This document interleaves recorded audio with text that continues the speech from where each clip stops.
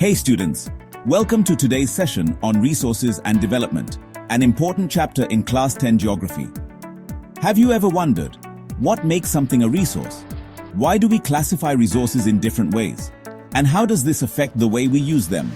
In this video, we'll break it down in a simple and engaging way. Stick around till the end for a quick quiz to test your knowledge. Let's get started.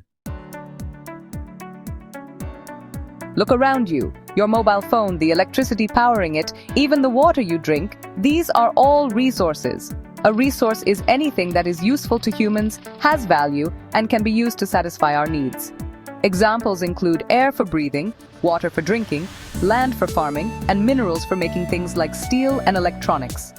But wait, are all resources the same? Let's find out. Resources are classified into four major categories. On the basis of origin, we have biotic and abiotic resources. Biotic resources come from living things like plants, animals, and humans. Abiotic resources are non-living, such as rocks, water, and minerals. Quick question, can you name two more examples of biotic and abiotic resources? Comment below. B. On the basis of exhaustibility, renewable and non-renewable. Renewable resources. These can regenerate or never run out. For example, solar energy and wind energy, non-renewable resources. These are limited and take millions of years to form. For example, coal and petroleum. Fun fact, did you know? If we keep using fossil fuels at the current rate, they might run out in less than 100 years. C. On the basis of ownership, individual, community, national, and international. Individual resources owned by a person, for example, a farmer's land. Community resources shared by a group, for example, public parks and lakes. National resources belong to a country, for example, rivers and forests. International resources managed by international organizations, for example, ocean waters beyond 200 nautical miles. Think about it. Can you think of a resource that started as an individual resource but later became a national resource? Hint, it happens with land. D. On the basis of status of development, potential, developed, stock, and reserves.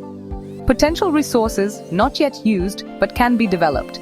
For example, wind energy in Rajasthan. Developed resources ready for use with existing technology. For example, coal mines in Jharkhand. Stock available but cannot be used due to lack of technology. For example, water in hydrogen and oxygen form. Reserves can be used but saved for future use. For example, underground water. Quick recap. Now that we've learned about the types of resources, here's a quick question. Which type of resource is solar energy? A. Renewable. B. Non-renewable. C. Biotic. D. Community. Drop your answers in the comments. Today, we explored the meaning of resources and their different types. But here's a big question. How do we use these resources wisely so they don't run out? In the next part, we'll discuss development of resources, sustainable development. Why is it the need of the hour? And the Rio Earth Summit, 1992, a turning point for the world. So, don't forget to subscribe and hit the bell icon so you don't miss it. Quick quiz for you. What are biotic resources? Give an example. What is the difference between renewable and non-renewable resources? Name one individual resource and one national resource. What type of resource is petroleum? Drop your answers in the comments. Let's see who gets them right. See you in part 2. Stay curious.